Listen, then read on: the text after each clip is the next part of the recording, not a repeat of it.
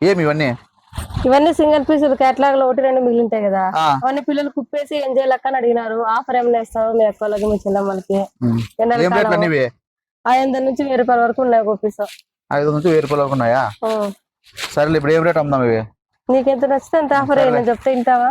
సరేలే అక్క చెల్లెములు, ఇవన్నీ పీసులు వచ్చేసి 500 నుంచి 1000 రూపాయల వరకు ఉంటాయి శారీస్, సింగిల్ పీసులు. శుక్ర శని ఆదివారము ఆఫర్లు వేస్తున్నాను. ఇవి ఏం లేదు, అక్క చెల్లెములు అమ్ముకునే తీసుకుంటారు కదా, మళ్ళీ రిటర్న్ తెచ్చేస్తారు మాకు.